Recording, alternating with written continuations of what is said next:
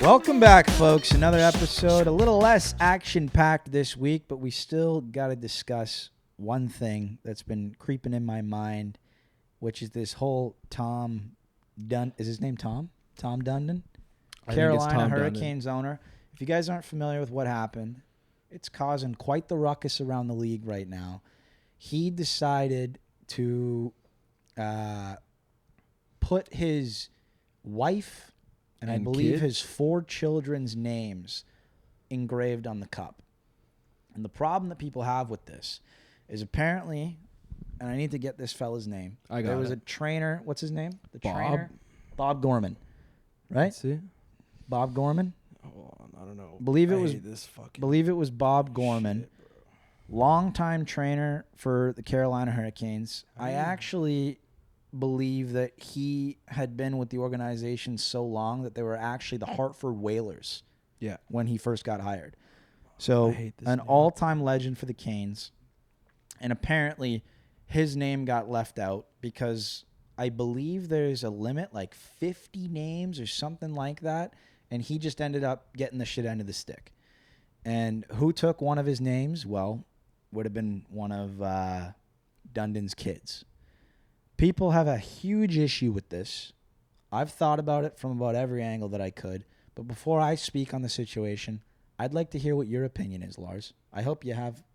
Have you had some time to think about this and garner yourself? So the guy's name was Bobby Gorman. Bob Gorman, who's been with the Canes organization since they were the Whalers in 1976. Right. So he's already been on the Cup, I guess, in 2007. Yeah, when they won. But sorry, go on. Yeah, personally, I think I will say one other thing. It's a slap in the face. So before you get into this, I will say one other thing. He took a step back this year. There's a new trainer, a head trainer. Yeah. Gorman was the head trainer forever. He's been edging towards retirement, so he's taken a step back and he's edging out. So he's had more of a part-time role this year. That doesn't justify all anything. That I'm saying is I just want everybody to have all the information, all the facts.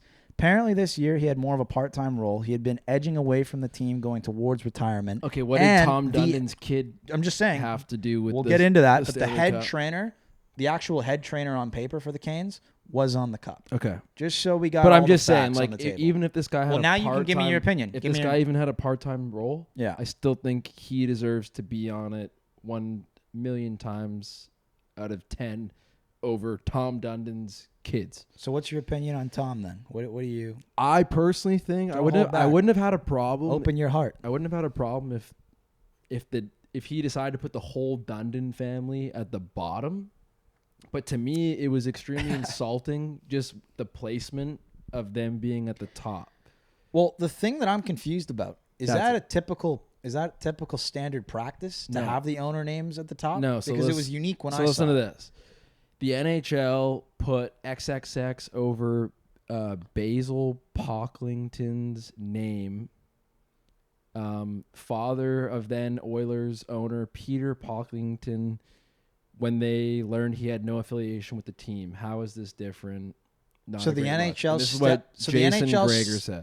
stepped in the past and so there's actually a past Dundon from doing something similar? No, this is completely different. This is the Pocklington family. No, a past Dundon, just using that as an example. Another owner situation, but they just tried doing it with their dad. And the NHL said no. The NHL actually put X's because it got engraved in the cup, and then the NHL afterwards X'd out. So there's on the Stanley Cup, you can actually see this guy's name X'd out. That was for the Oilers? Yeah. So that would have been in the 80s? Yeah.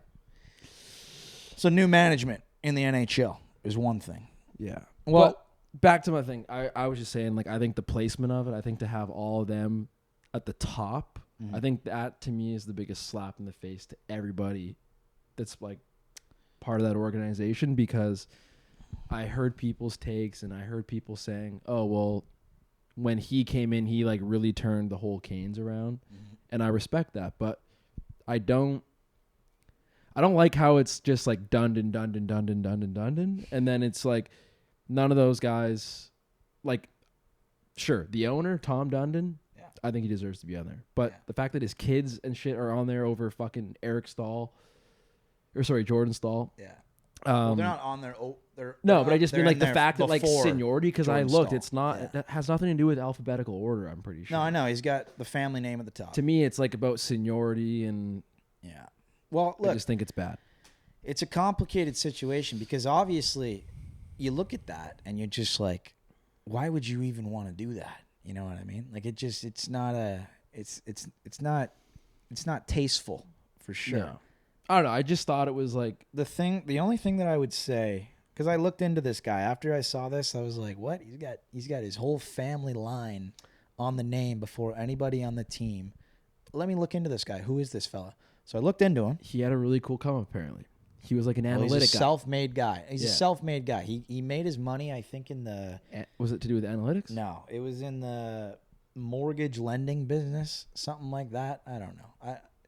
He's all that I know. I just wanted to see if it was nepotism. I wanted to see if he was like a trust fund kid. No. who Apparently, kind of he's got like. No, that's the thing. Some people say that the mortgage lending, or I don't know if it was mortgage lending, might have been car loans or something like that. Credit lending. That's how he made his money. He was a self-made guy. Some people have issues with the ethics of lending in general. To me, we live in a capitalistic society. You got to make a buck somehow. He did what he did, and he became ridiculously wealthy all on his own. So from one angle, I see it as Tom should, kind of be able to do what he wants. He has that right. He earned the money on his own. He paved his own way. What I would also say, though, is if I was Tom and I did that just as he would, I would hope that I would maintain the character and self-awareness to where even if I wanted to have my whole family, all my kids and my wife's name on the cup, personally, I certainly wouldn't be putting it above the players. Yeah, I'd the start only with thing. the That's the only captain. thing. I'd go players. I'd make sure every single person who was a part of the organization and contributed to the Carolina Hurricanes, I would make sure that all of them are up there. And then at the end, if there's room and you want to put your kids on the cup, why not? Right? It's not something. It looked like there was room at it looked like there was a bunch of room at the bottom. So that's why, I just think at the start for it to be done, it's just bad optics. Yeah. Look, everybody's upset about this, and I get it. I don't like it. All that I'm saying is, if you've done that and you've accomplished all this in your life, if you've done that, and you've accomplished all this in your life, to an extent, you do have the right to do whatever you want. In this context, with the team that you own, you kind of have the right to do whatever you want. I 100% agree. Does it make it okay? Does it make you look like any less of a douchebag? No, not at all. But, everybody crying from the bleachers, there's nothing you can really do about it. You own the team, you do what the fuck you want. Could have done it more tastefully. It was just done 100%. Listen, tastefully. guys, I don't want people to get the wrong idea. I completely disagree with what he did. I think it's embarrassing. I think it makes him look like a bit of a jamoke. Yeah, a bit of a jamoke. But at the end of the day, he owns the team. He can do what he wants. Is that the right thing to do? No. But are we really expecting billionaires to do the right thing? I think if that's your expectation, you're going to get let down a lot going forward. Yeah. So it would have been nice to, show some respect. At least my biggest issue is it should at least be the team first. Yeah. And then it should be everybody who contributed to the team. If he had one of his kids who's like 4 or 5 years old on there over a guy who majorly contributed, which Bob Gorman seems to fill that role, that sucks. But I just think everybody should lower their expectations. No, I don't think people should be losing sleep as far as a billionaire's ethical choices. He can do whatever he wants, and that's just the world that we live in, folks. Not saying I agree with it, but it's the world that we live in. And you know what? The real good owners would never do that. No. So you got to take what you can. Another thing, though, is we do got to talk about this. He is very responsible for a lot of the Canes' success. Number one, hiring Eric Tulsky. Yeah. A fella who No, I started get- hey. out as a blogger. Did you know that? No, I know. Like I said, Cooch, I have really I'm not that pissed off about it where I'm going to fucking get angry over this. I'm just saying it's more of a respect thing. And I just think he could have done it way better. That's all. And I think to just go on We don't about this, disagree. we need to I go was on. just trying to shine as much light on the other side of it and try to bring some perspective. Obviously, it's a fucking bonehead thing to do. Yeah. But what can you do about it? And Maybe I did want to say... Maybe he was fucking still on a bender from winning, and he was just not thinking straight. Maybe the guy was off the shit. Think about it. You own the team. You've got your family. He was probably like, how cool would it be if I just put all my kids' names on the cup? Yeah. And it's like, look, yeah, you made this much money. I guess you're in the position to do that. Nobody else is, so you did it. Is it the right thing to do? Put it over the players and all the people who contributed to it? No, definitely not. But he did it, and that's just kind of what it is, folks. Moral of the story, I just don't think that we should be getting too emotionally invested on billionaires, owners of teams, doing what we think is ethically responsible, because they are on another playing field, folks, and that's just kind of the way it is. Moving on. Before we move on, I'm looking at the picture right now. There's 1, 2, 3, 4, 5, 6, 7 Dundons that started off, and then it goes into I'm guessing management or like front office, Brian Fork, Eric Tulsky, Rod Brendamore, Jeff Daniels, the executive staff. Yeah. And then So the players. that's the only thing. It's just like when I first saw that, I was like, is this like some ChatGPT shit? Like, who the fuck Well, look, are they done? what that tells me, and I don't know, but what that tells me is Mr. Dundon is not a hockey guy.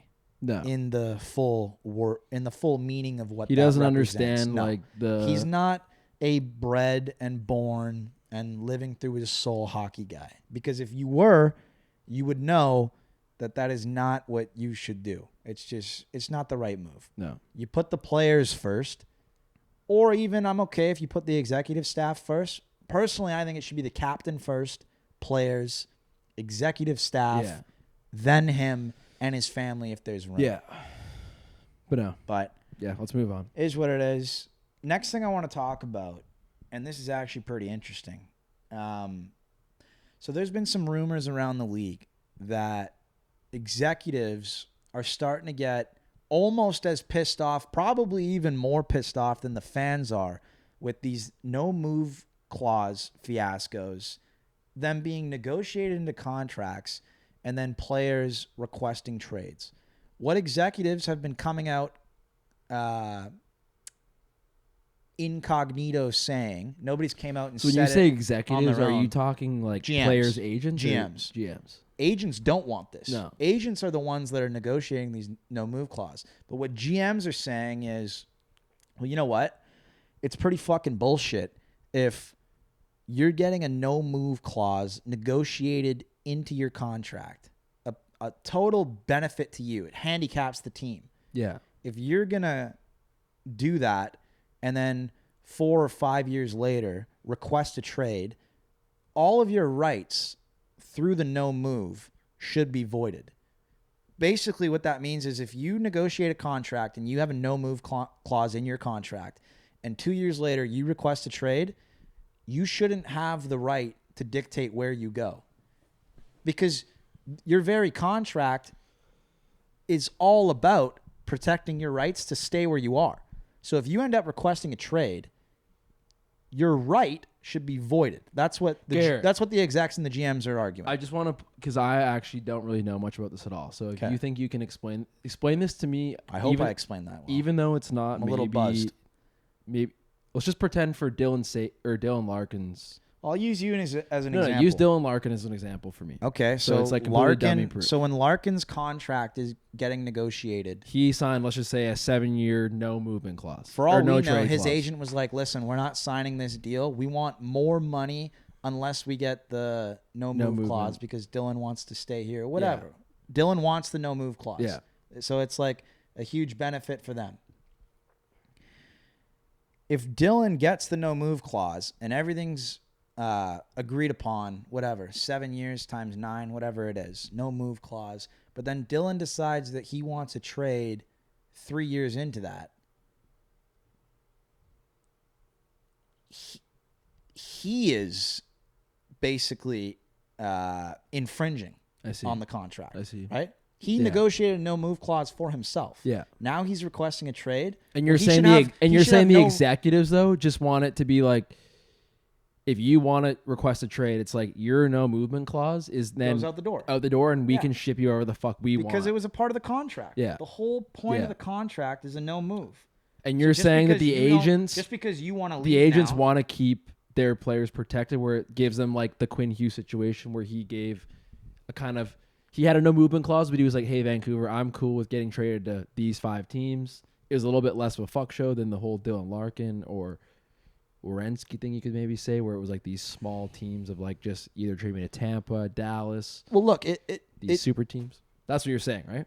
The whole point is the no move clause is supposed to benefit the player, but it's also supposed to benefit like the team, the GM, so, right? like if you're giving somebody a no move clause, you also like that because it means that I know for a fact that I have a player here that's going to be here for 7 years. And because that's critical to my philosophy building around this team. Because what you're saying when he goes and says, I want to trade 3-4 years later. Well, in Dylan Larkin not only does that infringe on the contract, it fucks up your whole philosophy, which you were building around based off the contract that you negotiated.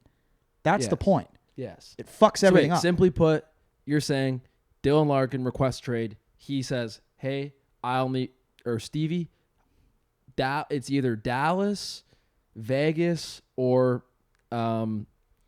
Florida.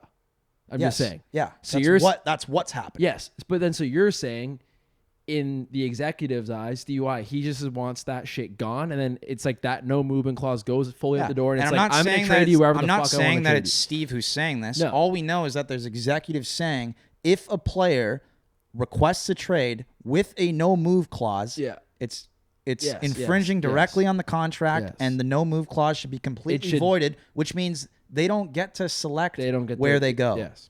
It's because you fucked up the whole team's philosophy. Dylan Larkin because I want it to be as dummy proof as possible. But that's it. So what do you think about that? I would 100% agree because the fact that those I don't think there's anything more. I don't know how this already wasn't a thing. No, I know. And you know embedded into the contract. And the crazy thing to me too is like the common denominator here in these situations. It's always typically been so far an American born captain of these teams that want to fuck off. And I think the fact it's just a bad look that these captains, these leaders of the teams want to fuck off. So I think, yes. It sure is a bad look. I'm not going to go as far to say that this is an American issue. I wouldn't say that. I think it is. I would say that Canadians are probably less likely to do it because we haven't seen any Canadians do it. And I think there's a bit of a bigger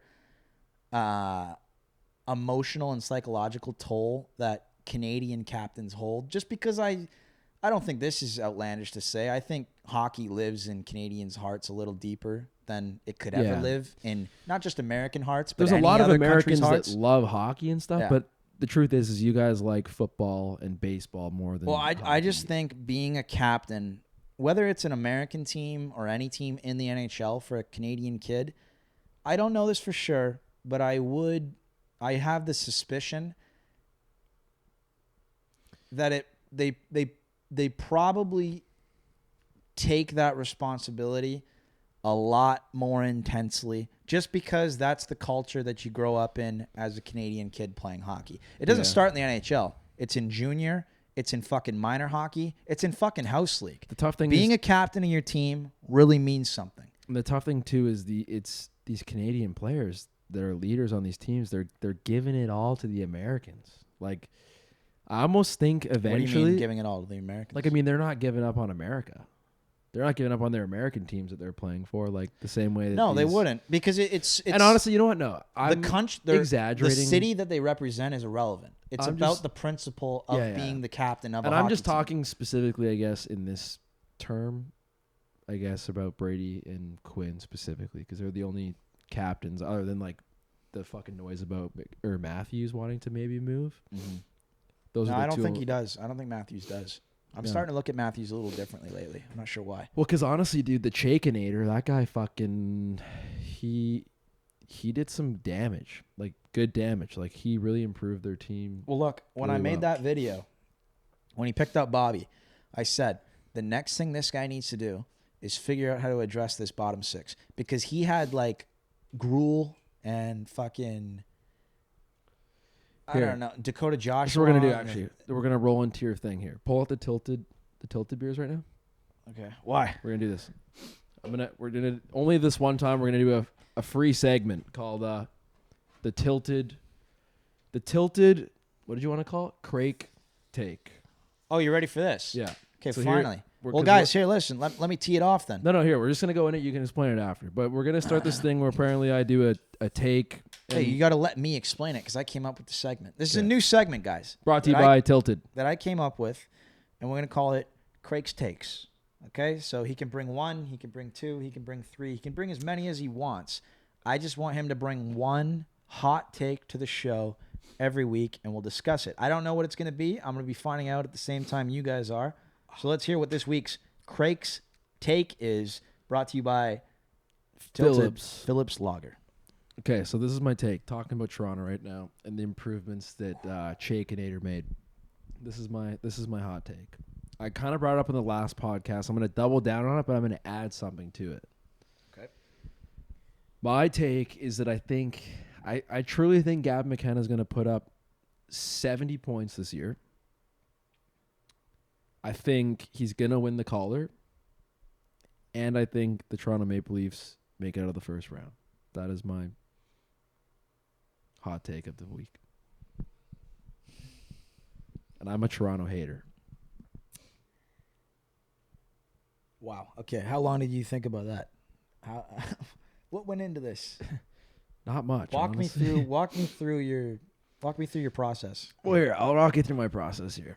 The thing is, like I brought up last week, I don't think we've ever seen really a rookie come in and have the chance to play with Matthews and or Nylander, and who knows what type of fucking power play opportunities this guy's gonna get. I like that point. He's also compared to having playmaking abilities like Nikita Kucherov, which that's not something to take lightly. I'd also say, what did I put down here? Like, just talking about the ads that Toronto made, in my opinion. Like, you get Radish. Who knows what a guy like Radish can add to a guy? Like, the way he was able to rack up points with Kucherov, like, maybe that comparison between McKenna and them, like, he complements Radish and vice versa. So I'm just thinking with these ads. And then I think with backing up my take about them making the playoffs and getting past the first round, I think, having Bobrovsky, I don't think they've ever had better goaltending. It had dust goaltending. And then the depth that Toronto got. No doubt. Yeah. Having Bluger, Roslovic, Paul Duhaime, Bluger, Sissons. Yeah. Those are all fucking, like, we've never seen this. They didn't address the bottom six. They bought the whole bottom six. Somebody commented that on our video. Look. That's just why I'm backing up. That's my reason. I think the part, and it's a hot take. I try to make it a hot take. Well, the part of this Craig's take that I agree with the most would be Toronto getting through the first round. Not anything to do with McKenna. I think he'll be a part of that. But I think fundamentally this is the most complete, put together team that Toronto's seen in a long fucking time. My issue with your Craig take this week is, well, let me ask you this. When Bedard and Celebrini were getting drafted and they were coming into their rookie season, I want you to forget everything that both of them have done. Just think about when Celebrini was playing for BU and he got drafted coming into his first year. Same with Bedard from the Pats. Yeah. Do you have, like, as far as hype and just expectations, do you have higher expectations for McKenna at that same time than you did for Celebrini or Bedard? No, or that's the thing. Like, where were your expectations when they hadn't entered the NHL yet compared to McKenna? Like, well, would you have McKenna in the 3 slot there? In terms of Bedard and Celebrini? In terms of when because they all went number 1 overall. Yeah. And there was a time when none of them had played in the NHL. and you know what it feels like looking at McKenna right now before he's been to the NHL. Yeah, Do you so remember the reason what it felt why like to see Bedard at 1 and yeah, Celebrini okay. at 1? So the reason why do you have more hype, more anticipation for McKenna right now than you did those two? Because with your prediction, if it's true, 70 points in 80 technically, games, yes, that's on par. 84 games, and we'll get into that. I think that's too. on par with what Celebrini did in his first year, and I think that's more than what Bedard did in his first year. Yeah. So I mean, this is obviously banking on he's going to be healthy the whole season. Yeah, that's implied. But no, like I said, for me personally, so you have the thing you most have a problem with is my points take. I don't think he's going to put up 70 points because I don't think he's going to be as good as Connor and Macklin in his first year as they were. Okay, but remember, my argument here is Connor Bedard and Macklin Celebrini did not have elite Matthews players. And Nylander, they never got, which is a great point, put into this opportunity. So that's why I think we know that Gavin McKenna is a very skilled, high-level player. Mm-hmm. And I feel like to have those players to be able to like support him is like you're 3 steps ahead of what position those guys were brought into. I want to talk about that point. I can't find anything to disagree with. And again, this is supposed to be a hot take. I'm not going to give you some bullshit take here. Like I'm trying to fucking. No, I just think that like personally, Macklin and Connor didn't have half the players, half the skill level quality that like to me McKenna's going to have playing. To me, this season. Gavin McKenna is... Even if it's Johnny T and Matty Nyes, those are good line mates. Like, Gavin McKenna, to me, is being put in the best situation possible. Of a first overall pick in a long time. All those lottery teams. Yeah. And to what you just said, in a first overall pick in a long time. Like... Okay, well, you know what's going to be real interesting? This is what's going to be real interesting. Everything you're saying is right. He has a great opportunity to honestly put up a point a game. And then maybe he fucking doesn't do anything. But you know who else? You know who else has I would say, an even better opportunity to do that? A player who has even better guys to play with than McKenna? That fucker who went number 2. Playing with Macklin. Yeah.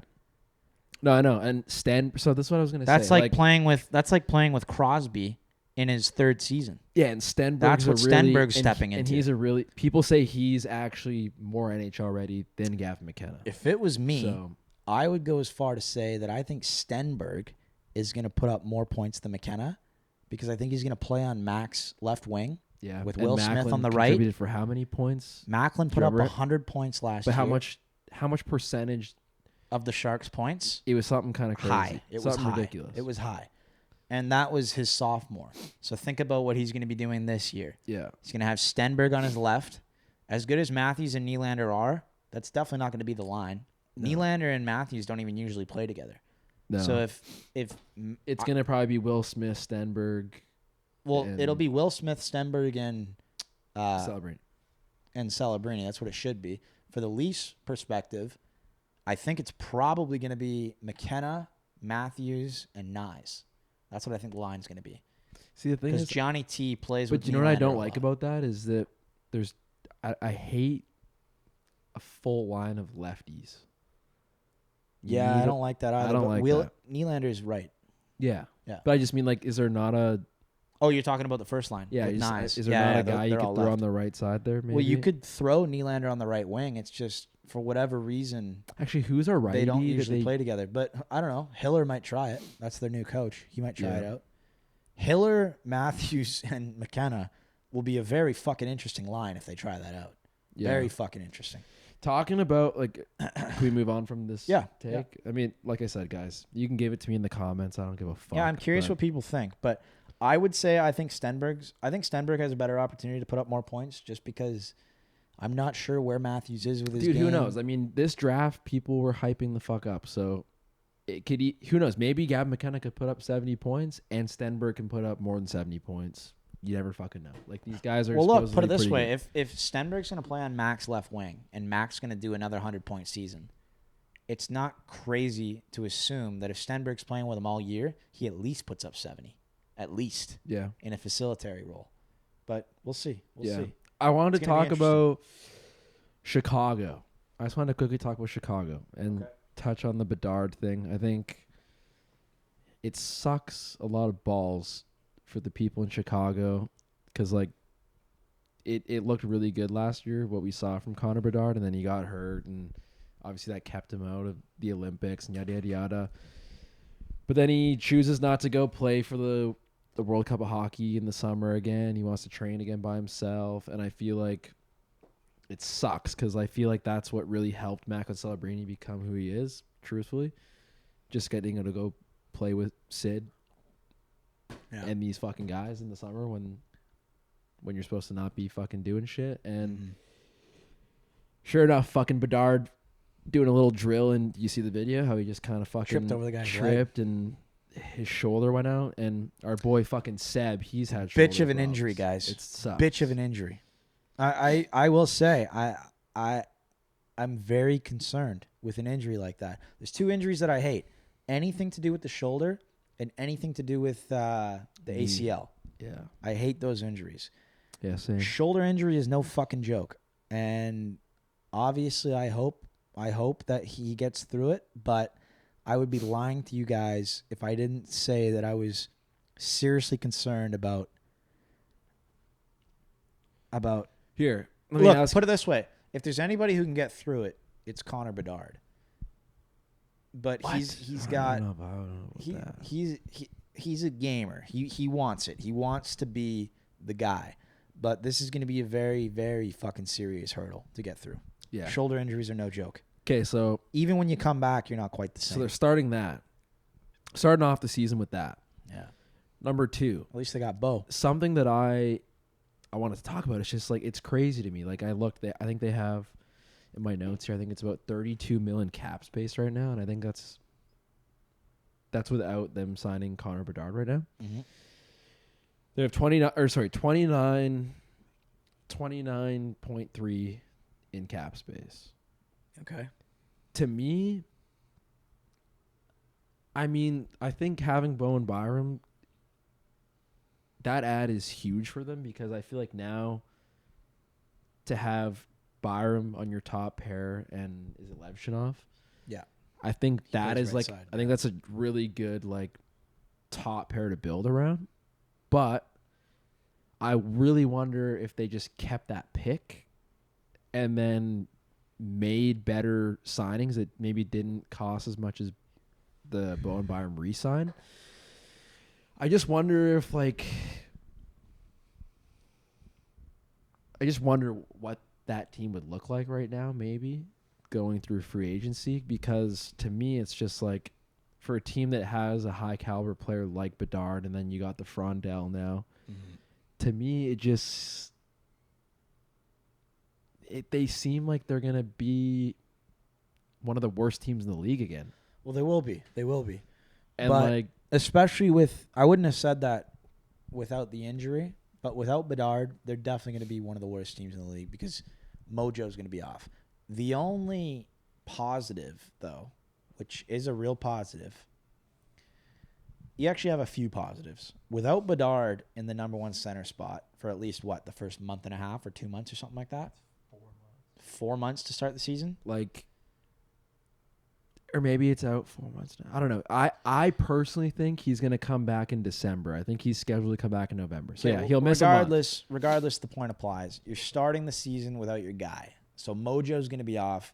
That means expectations to do anything is going to be very low. All that you should be hoping for as a Chicago fan is getting to see Frondell in that frontline center role. If he doesn't play center, he'll at least be on the first line.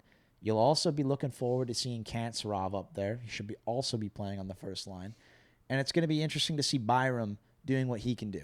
You're basically starting this season, and when everybody else is playing NHL hockey trying to compete, you're just hoping that your boys, your young studs, are producing and starting to find their groove together and starting to slowly find their way.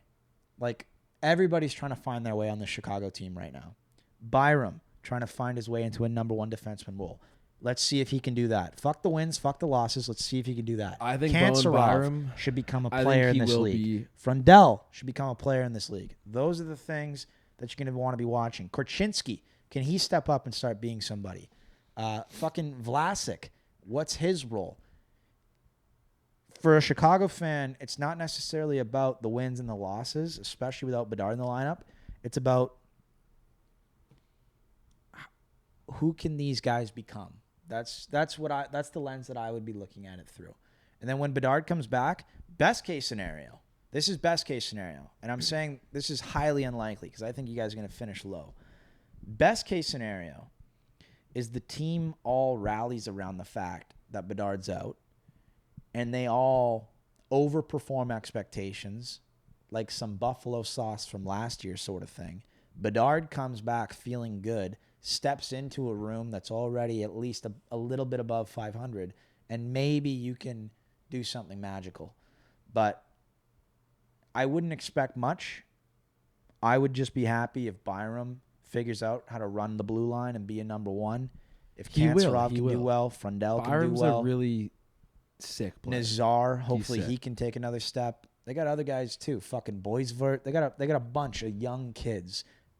More. There's a lot there. So we'll see how it goes. I got to take a piss. Okay. All right, we're back. The one, the only infamous geriatric piss break. We're back. They call me Jerry. Okay, so yeah, Chicago. I'd also maybe like to. Oh, I don't know. We can talk about another team if you want, or we can go. I thought you had something that you wanted to talk about. Yeah, no, I have.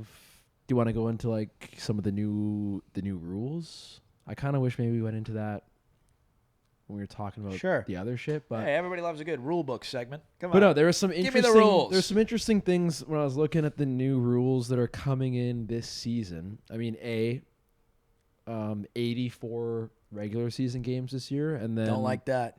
And then there's less preseason games because there's been I like that. There's been a problem in the last 2 years where people have been going too hard in the preseason, and then their star players are playing and they're getting fucking hurt. So I agree with that.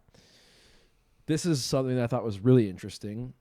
There's a playoff salary cap being imposed this year. So under the current deal, a player's salary does not count towards a salary cap while he's on the long-term injured reserve.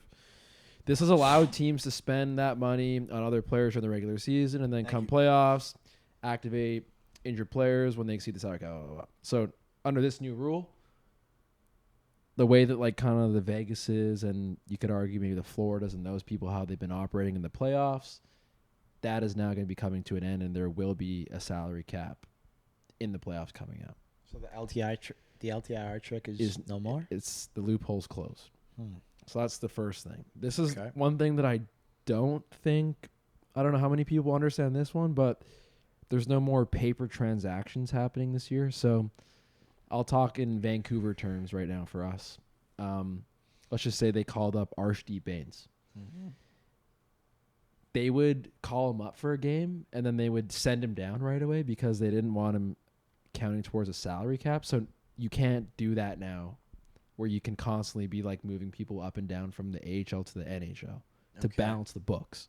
Okay. So it's another sort of thing where it kind of closes these loopholes where teams kind of save money somehow. Okay. I think. All right. The other thing that I thought was kind of cool or interesting is there's no more e-bug system. So there's no more emergency backup goalie thing.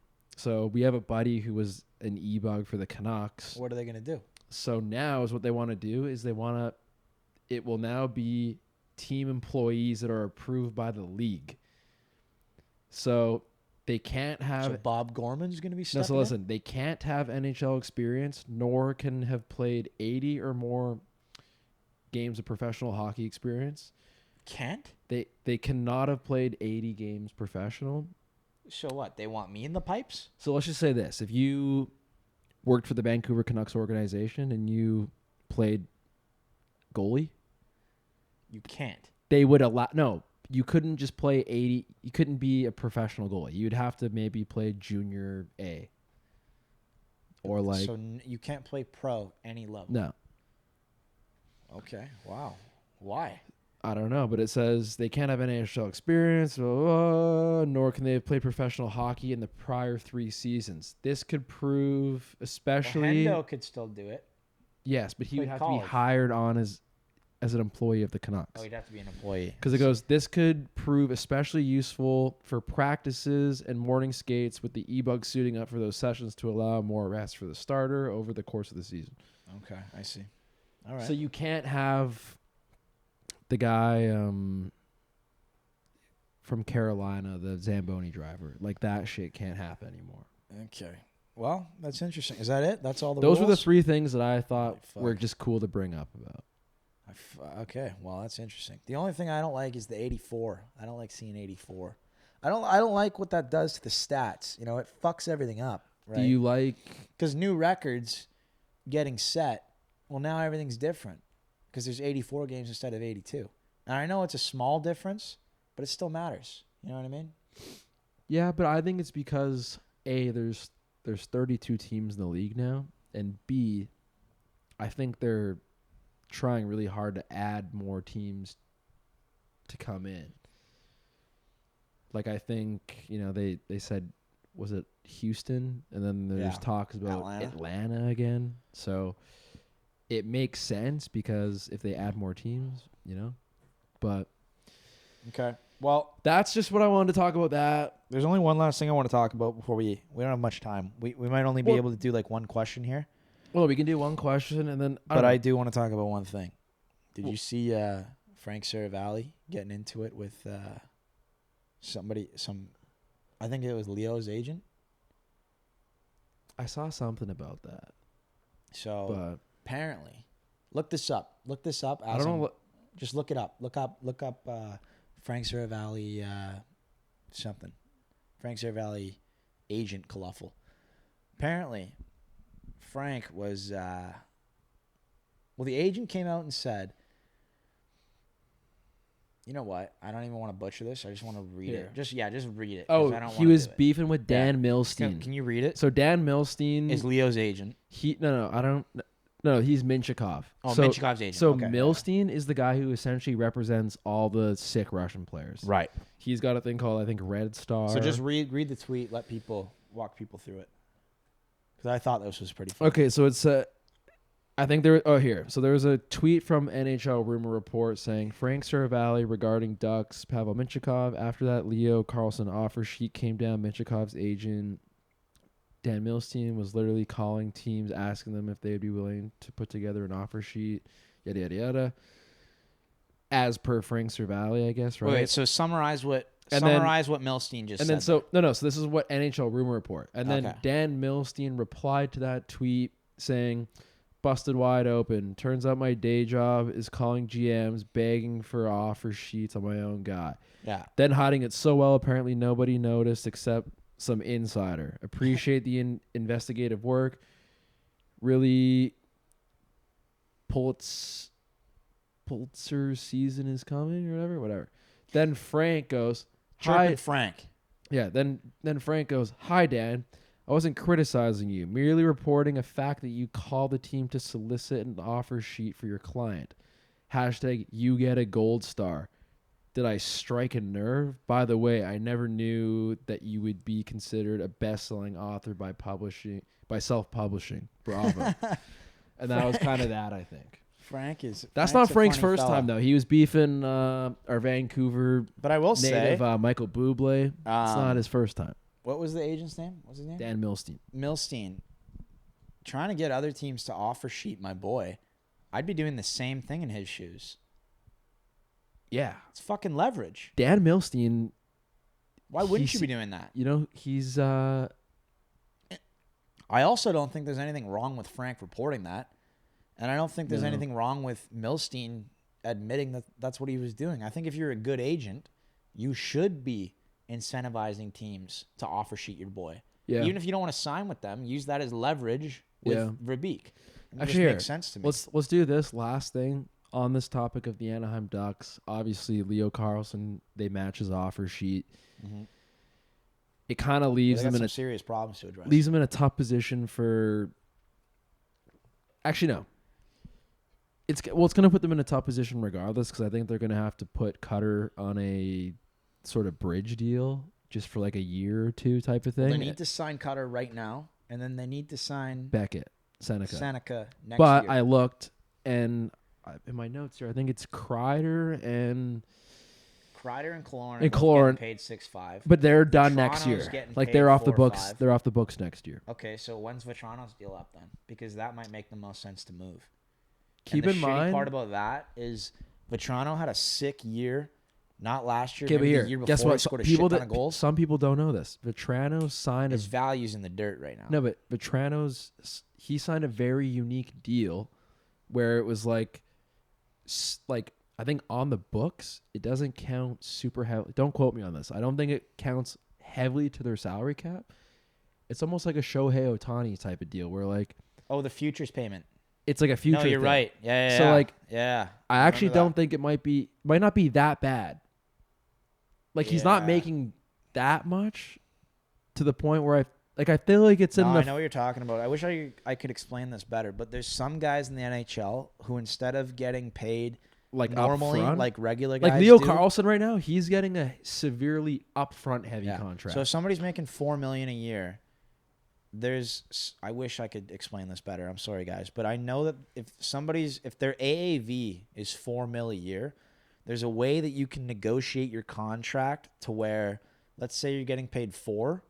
Well, maybe instead of that, you only take home 1.5 a year, and then every single year, that other 3 or whatever it is gets basically tacked into like a little bank, and those payouts happen over time after you're retired. It's like a retirement plan. Like a lot of NHL players, basically. Payment, I think, is coming. Yeah, no, you're right. I remember Vetrano was one of the guys that did that. So basically, that means when Vetrano's retired, he's still going to be getting paid by the Ducks. I just don't understand how that works. And keep in mind, guys, like cap and shit. Some of these people's salaries, like from when you look at it at first glance, it's gonna look maybe from the eyes really bad when you just see the AAV is XYZ, but these players they are doing unique things that like kind of help teams out in certain things. So helps themselves out as well. It's a smart thing to do. Yeah. Because I'm sure the guy's not fucking hurting for money. You can make. I'm sure he can live off one. He could probably make $500,000 a year and support his lifestyle. Let's do one question, and I'm sorry, guys. We got to run here. We were terrible timing today. We probably only have time for one question, but just we're gonna do click on somebody random. It's our boy Will Cannon. He's probably this is a minute 51 seconds. Okay. So this guy Will he's been giving us gold every time. So we're gonna let Will go here.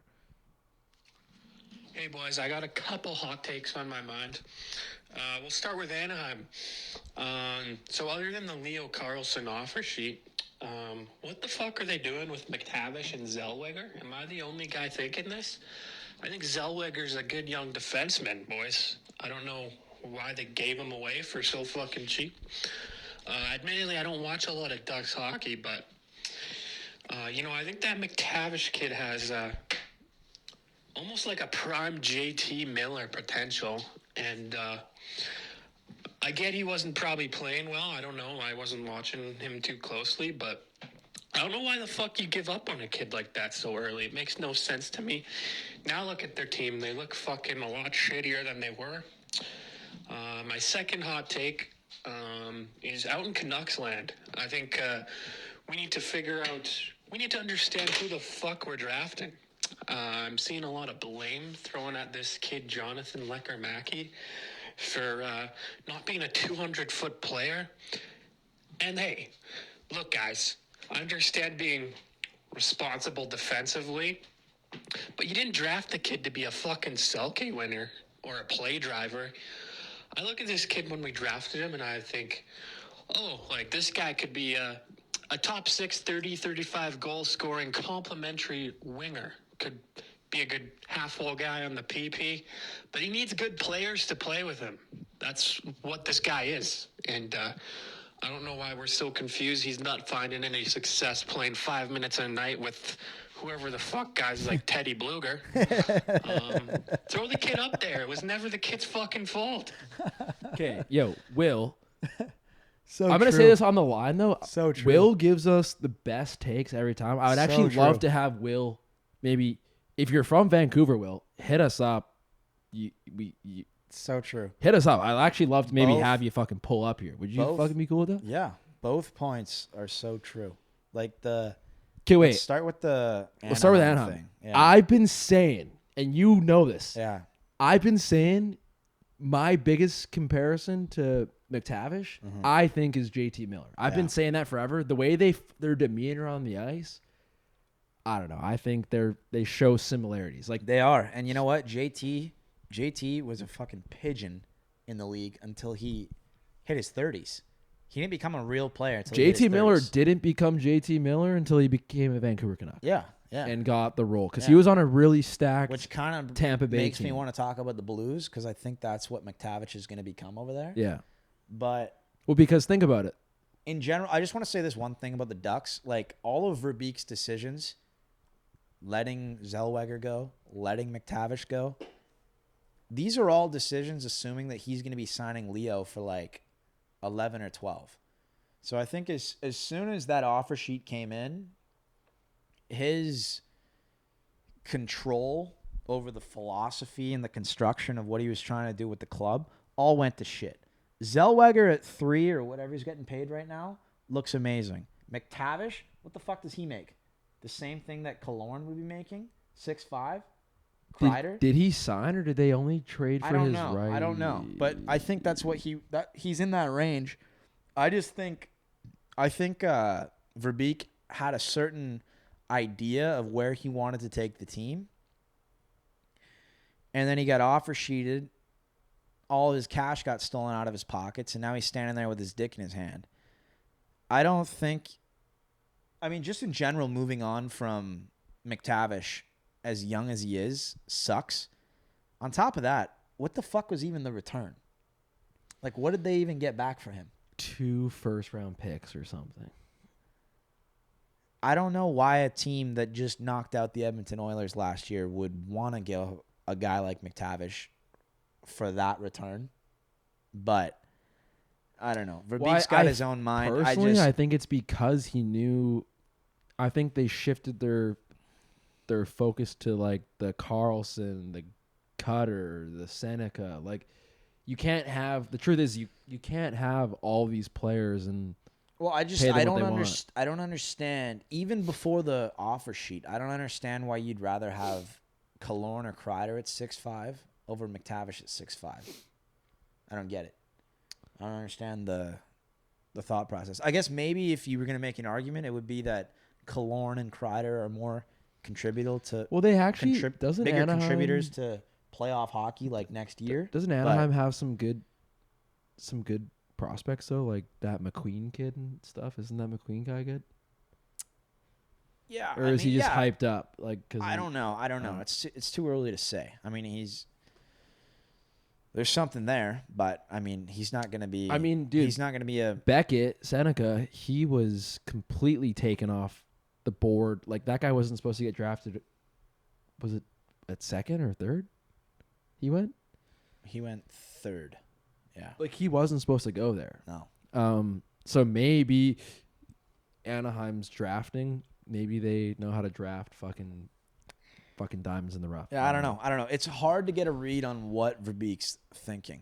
But yeah, I think losing Zellweger, Trouba, Carlson, Gudis, McTavish, like, that's like 6 or 5 pretty solid players that help them. It's the fundamental glue of your team, basically. Yeah. It's all gone. I don't know. It's fucked up. I don't even know what to say about Anaheim. It's a mess. Last thing I'll say is this. We got to address Lecker-Mackey, though. Oh, yeah, Lecker-Mackey. So, Lecker-Mackey, I don't know. I think... Well, everything he's saying is right. It's right, for sure. What Lecker-Mackey's supposed to be, he's not going to be a play driver. He's not going to be the guy to do it. What you would hope is... shittier Brock Besser, in a sense.